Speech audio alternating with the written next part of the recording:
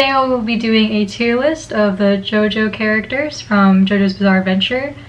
I will be going in chronological order, and I will only be doing like the main Joestars, not the side characters, although there are a lot of them and I do really enjoy a lot of them. We'll just stick with the main ones. Alright, so jumping right into it, starting with part 1, Phantom Blood. It's when we get introduced to both Jonathan Joestar and Dio Brando. I know Dio technically isn't a Joestar at this point. We're gonna go ahead and rank him anyway because I feel like he's pretty iconic. So Jonathan Joestar is the first Jojo. He is the one who establishes, you know, their whole supernatural magic line-ish stuff. I feel like there's not much to be said about Jonathan. He's kind of a pushover, kind of a crybaby. Yes, he technically defeated Dio the first time, not really.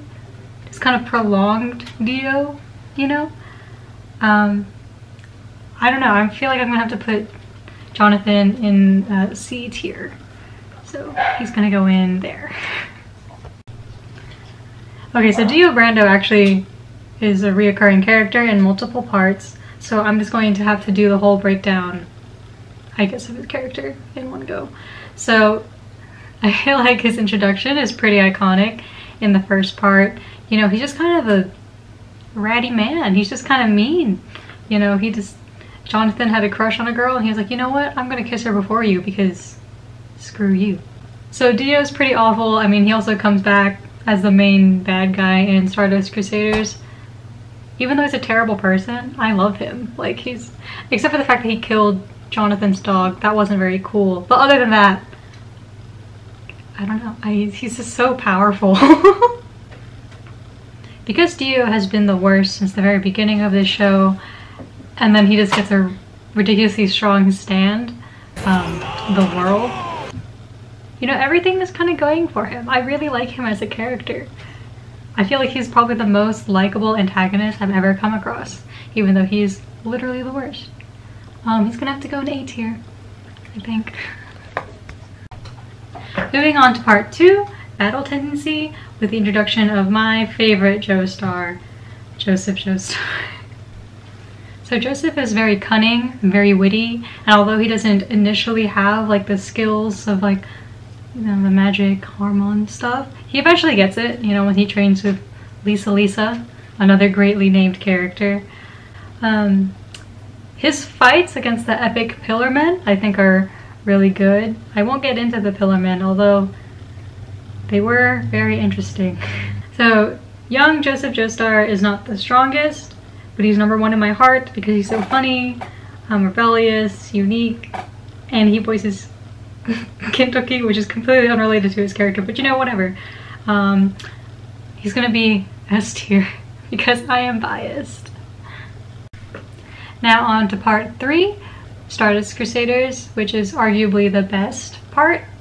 I know it's probably my favorite and a lot of other people's favorites just because of the introduction of stands and the introduction of Jotaro Kujo, the next Joestar we'll talk about. So the rest of the Stardust Crusaders crew is very lovable, but I will only focus on Jotaro. And I guess a little bit of Joseph, because he's in here, but now as an old man. So Jotaro is supposed to be like a cool, stoic high school kid, if you can believe the high school kids could ever look like that. So they have the introductions of the stands, and his stand is unbelievably strong. You know, he just kind of beats the crap out of everyone, including Dio. Jotaro and Star Platinum are pretty strong together. You know, they have the cool, like, bad kid, but still have a good heart persona around them. He's not my favorite, just because, I don't know, he's just really mean to his mom, which is supposed to be part of the character. Like, yeah, I get it, but it is kind of funny how, like, all the girls fall for him, but he just hates all of them, which is fine. I get it. All of Jotaro's aspects being considered, I will put him in A tier because he's still a really good character. I will also rate Old Man Joseph here, like as a separate character. So he now has his stand, Hermit Purple, you know, he's helping with purple vines and what have you. Still pretty funny in this season. I still really enjoyed his character. He has nothing on young Joseph though, but that's fine, that's to be expected. I'm gonna put him in B tier. Now moving on to part 4, Diamond is Unbreakable with Josuke Higashikata. Yeah, I think he's the nicest Joestar by far. He's super sweet. He's nice to his mom, so there's points for that. His stand is pretty cool, you know, just for the whole fixing everything. So the art style in part 4 is different, as with every season, I guess. The art style changes, which I think is another unique and interesting aspect of JoJo's in general. This art style was probably my least favorite. I still liked it, but if I had to rank all of them, it'd be at the bottom. So Josuke, like I said, is the nicest Joestar, but in my opinion, he's also the most boring, just because he doesn't have like any mean streak or anything in him. He's kind of predictable, also kind of dumb, but I guess that's what just makes him endearing. It is funny though, he kind of goes off whenever you insult his hairstyle, but like, I get it. It's pretty ugly. After all things considered, I'm gonna go ahead and put Josuke in B tier. Please don't hurt me. Finally, we are up to part 5, Golden Wind, the last animated season of JoJo's. I don't know how long it'll take for the rest to be animated, probably a few more years. But the main JoJo here is Jono Giovanna. So technically, Jono is Dio's son, but at the time, Dio had Jonathan's body, so technically he's a Joestar. It's a weird technicality, but that's just how it went. Gold Experience can basically just turn any inanimate object into a living thing, so we can turn it into any animals or plants. He can sense, you know, life somewhere. He can turn pee in his mouth into a jellyfish. You know, he can do a lot. He's a pretty cool guy.